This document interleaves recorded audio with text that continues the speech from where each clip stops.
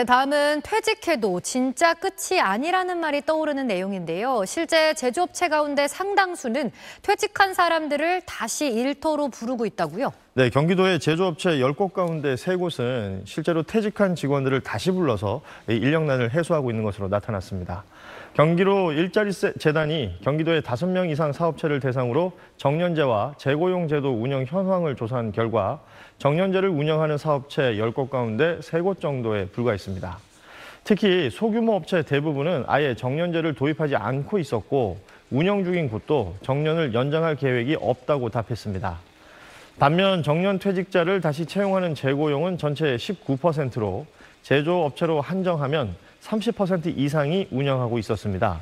특히 10명 이상 중소제조업체 상당수는 퇴직자의 절반 이상을 재고용하고 있었고 이 가운데 다수는 고용기간에 제한 없이 근무를 이어가고 있는 것으로 조사됐습니다.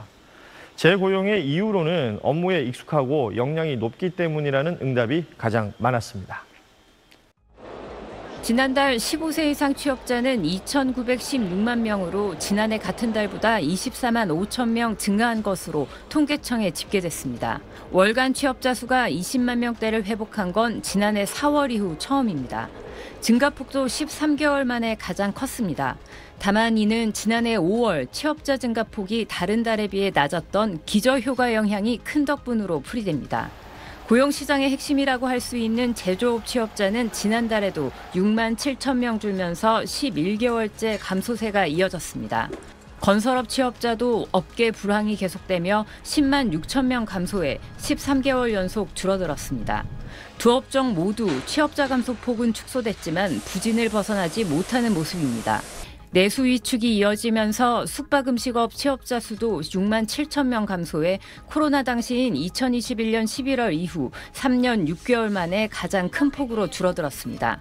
반면 도소매업은 1만 8천 명이 증가하며 15개월 만에 증가세로 전환했는데 장기간 동안 감소한 데 따른 기저효과로 풀이된다고 통계청은 설명했습니다. 이런 가운데 60세 이상 취업자 수가 704만 9천 명으로 집계돼 사상 처음으로 700만 명을 넘어섰습니다. 30대를 제외한 60대 미만 전 연령대에서 취업자가 감소하는 추이를 보인 것과 대조적입니다. 고령 인구의 비중이 지속적으로 커지고 있는 데다 대거 취업 시장에 남아있으려는 경향을 보이면서 15세 이상 전체 고용률은 63.8%로 1년 전보다 0.3%포인트 상승했습니다. SBS 유덕기입니다. 서울의 한 노인 취업 지원센터. 취업 상담이 한창입니다. 대기석도 꽉 찼습니다. 저 꼭 하고 싶은 직종을 써주셔야 될 것 같아요. 지난해 이곳에 접수된 구직 신청서는 2,200여 건, 1년 새 700명 넘게 증가했습니다. 사실 애들 키우고 결혼시키고 하다 보면은 사실 여유 자금 있는 사람들은 거의 그렇게 많지가 않거든요. 우리나라의 일하는 노인 비율은 34.9%로 OECD 국가 중 가장 높은데 회원국 평균의 2배에 달합니다. 2019년부터 하고 있으니까 금년하면 6년째 하고 있어요. 내가 건강하고 또 신체적으로 일할 수 있는 나이가 되면은 계속 하겠다는 얘기죠. 하지만 역설적으로 한국 노인이 가장 가난합니다. 노인 빈곤율은 40.4%, OECD 평균의 3배나 됩니다. 은행에 빚내는데 은행 이자를 한 달에 또 내야 되는데 그것도 못 내고 지금 빚만 지는 거지 지금. 가난의 굴레에서 헤어나지 못하는 건 노후 소득 보장 제도가 부족한 데다 저임금 일자리로 쏠리기 때문입니다. 정부 예산이 투입된 각종 노인 일자리 참여 노인은 74만 명에서 지난해 107만 명으로 늘었습니다. 하지만 대다수는 평균 월급 29만 원의 공익활동형 일자리였습니다. 이렇다 보니 몸이 고돼도 거리가 좀 더 나은 전단지 배포 아르바이트에도 노인들이 몰리는 현실입니다. 2시간 400장 돌리면 3만 원을 손에 쥘 수 있다고 합니다. 공공 일자리는 한 번도 생각 안 해봤어요. 한 달에 30만 원도 안 되던데요. 그게 뭔 도움이 크게 되겠어요. 정부는 올해 노인 일자리를 지난해 대비 7만 개 정도 더 늘리겠다고 밝혔지만 이대로라면 실질적 효과는 제한적일 수밖에 없습니다. 전문가들은 공공일자리의 질적 향상과 더불어 정년 연장과 계속 고용 등으로 노인이 민간 일자리를 유지하도록 정부가 사회적 합의를 이끌어야 한다고 지적합니다. 기업들이 고령자를 적극적으로 고용하고 하는 부분에 대해서 정책적으로 바람직한 일이니까 나름 인센티브나 이런 것들을 통해 가지고 지원을 하는 게 필요할 것 같아요. 더불어 노인 빈곤율을 낮추기 위해 전체 노인의 70%가 받는 기초연금 제도를 손질할 필요성도 제기했습니다. 기초연금을 전체 노인의 70%를 커버하는 게 맞냐는 이야기가 굉장히 많이 나오고 실제로는 더 빈곤한 노인을 대상으로 조금 더 두껍게 지원하는 게 맞겠다. SBS 정성진입니다. 화요일 친절한 경제에 권혜리 기자 나와 있습니다. 권 기자, 지금의 장년층을 낀 세대라고 표현하고는 하잖아요. 네. 부모는 부양하지만 자녀로부터 부양을 받기는 어려운 세대. 이들이 내년이면 본격적으로 노년층이 된다고요? 네. 지금 우리 사회에서 50대 중반에서 60대 중반까지의 장년층 860만 명에 이르는 60년대생들입니다. 전체 인구의 16.6%를 차지해서 보시는 것처럼 10년 단위로 끊었을 때 대한민국에서 가장 인구 규모가 큰 연령대입니다. 이들이 내년부터 65세 현행법에서 본격적인 노인으로 분류되는 세대에 접어드는데요. 자신들도 노년의 삶을 준비해야 하는 이들 중에 부모가 생존해 있는 경우 44%가 부모에게 매달 평균 73만 원의 생활비를 드리고 있다는 응답이 나왔습니다. 재단법인 돌봄과 미래가 한국리서치에 의뢰해서 지난달에 60년대생 980명을 대상으로 설문조사를 실시한 결과를 발표한 겁니다. 부모도 부모지만 자녀 쪽으로도 경제적인 도움이 계속 들어갑니다. 지금의 만 55세 이상은 해당 세대 여성들의 평균 초산 연령이 아직 20대 후반이었던 연령대입니다. 자녀들이 대체로 만 25세 안팎에서 30세를 넘어간다는 거죠. 하지만 이들 중 84%가 평균 2명의 자녀를 뒀는데 그중에 43%는 여전히 경제적인 도움을 자녀에게 주고 있다고 대답했고요. 그 액수는 월 평균 88만 원 정도였습니다.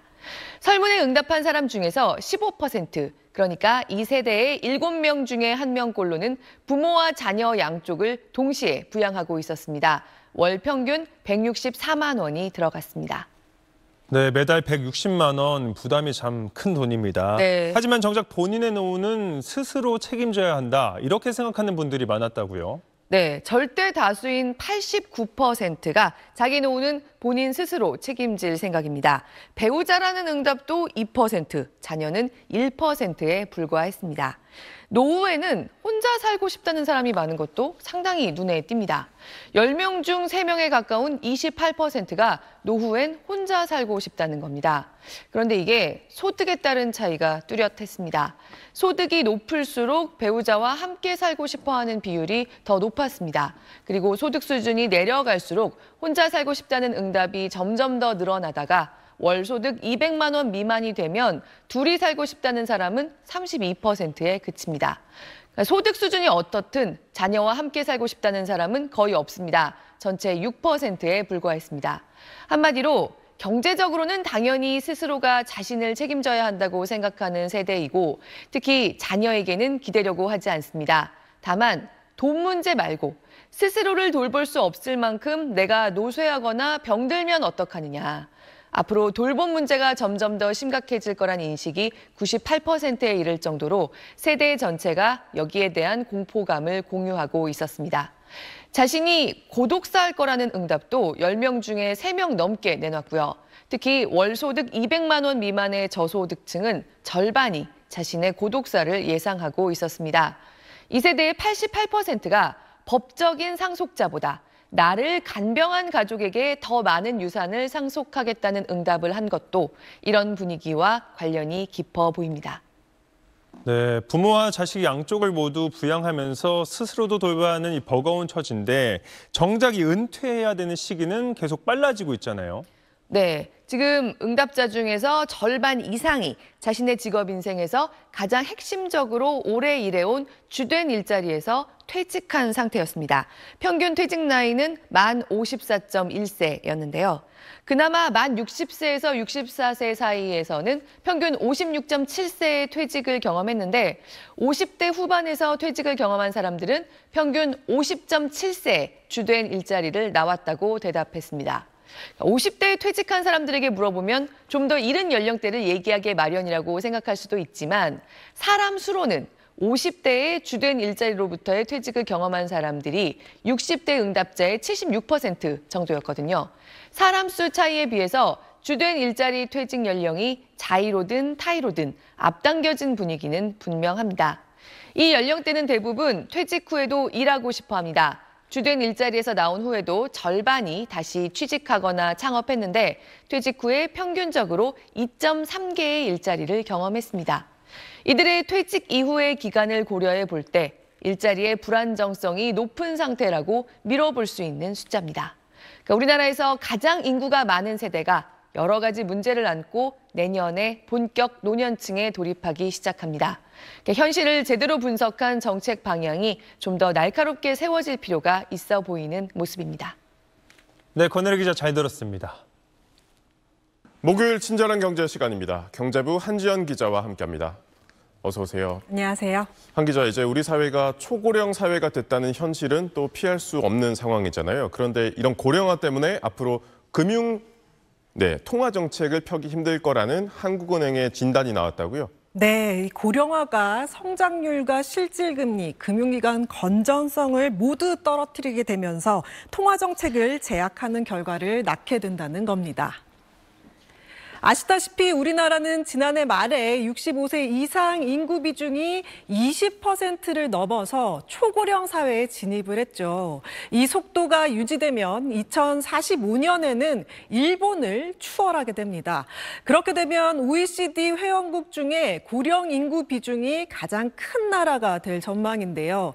한국은행이 이번에 발표한 보고서에 따르면 이런 고령화가 빨라지면 우리 경제는 성장 기반이 약해지고 실질금리가 떨어지면서 금융 안전성이 저하되는 삼중고에 직면할 가능성이 크다고 진단했습니다. 왜 이렇게 되는지 모형을 분석해 봤더니 고령화가 되면 노동력이 감소가 되면서 생산성이 떨어지고요. 이렇게 되면 이 두 요인만으로도 한국의 경제 성장률은 2040년대에 연 1% 미만으로 떨어지는 것으로 나타났습니다. 또 지난해 기준으로 실질금리는 이 고령화 영향으로 1991년에 비해서 약 1.4%포인트 더 떨어질 것으로 추정이 됐습니다. 이게 무슨 의미냐면 고령화가 노동 투입을 줄여서 성장률도 낮추면서 동시에 미래로의 투자도보다 이 미래 대비 저축을 많이 하는 영향으로 실질금리를 떨어뜨린다는 얘기가 되겠습니다. 물가 역시 하방 압력이 커지게 되는데요. 고령화 영향은 올해부터 2070년까지 국내 물가 상승률을 연평균 0.15%포인트 떨어뜨리는 요인으로 분석도 했습니다. 물가 떨어지면 좋은 거 아니냐 하지만 마치 탄성 잃은 고무줄 같은 거죠. 고령화로 인해서 전반적인 경제 활력이 떨어지면서 성장률과 금리, 물가 수준이 낮아지는 게 동시에 나타나는 겁니다. 네, 금리의 물가 성장률까지 영향을 미치는 게 한두 개가 아니군요. 그런데 이 고령화가 금융 안전에 미치는 부정적인 영향이 있다. 이건 어떤 얘기인가요? 네, 고령화가 심화가 될수록 1인당 소득 성장률과 실질금리, 주택가격 상승률이 모두 낮아져서 은행의 수익성이 줄고 또 이를 메우기 위해서 위험 추구 성향이 강해지는 겁니다. OECD 국가 7천여 개 은행의 1997년부터 2023년 자료를 토대로 추정을 해봤더니요. 생산 가능 인구 100명에 대한 65세 이상 인구 비율을 뜻하는 노년 부양비가 1%포인트 오르면 각국 중앙은행 간의 조정을 맡은 국제기관인 국제결제은행 BIS 기준 자본 비율은 0.64%포인트 하락했습니다. 그러니까 쉽게 말하면 고령 인구가 많아지면 그만큼 은행 수익이 줄어든다는 뜻인데 고령자가 돈을 빌려도 상환할 능력이 떨어지면서 예대 마진이 축소되고 주택가격 상승률이 낮아지면서 부동산 담보자산 가치까지 하락돼서 금융기관의 수익성과 자본 적정성은 떨어지고 부도 위험을 높일 수 있다고 설명했습니다. 결국 이런 고령화 파장은 통화정책까지 제약할 걸로 우려됐습니다.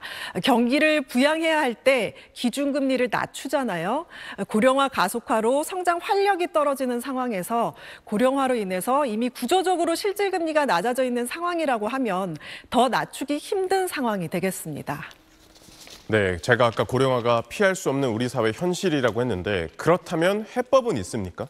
네, 고령화와 저출산에 따른 대책이 당연히 나와야겠죠. 생산 가능 인구 감소에 대응한 노동시장 개선이 있어야 되겠고요. 네. 출산율 회복을 위한 제도적 지원이 필요하겠습니다. 또 생산력 자체를 올릴 수 있는 여러 구조적 개혁이 필요하다는 게 한국은행의 주장입니다. 지난해 우리나라 합계 출산율은 0.75명이고 OECD 평균은 1.51명인데요. 만약 한은희 시나리오별로 분석한 결과대로 출산율을 OECD 수준으로 회복시킨다고 하고 고령층 확대로 이 생산성 증가율이 0.5%포인트 상승할 경우 실질금리와 성장률은 2025년부터 2070년 중 연평균 약 1%포인트 높아질 것으로 분석도 했습니다. 네, 새 정부가 해법을 만들어주길 기대해 보겠습니다. 잘 들었습니다.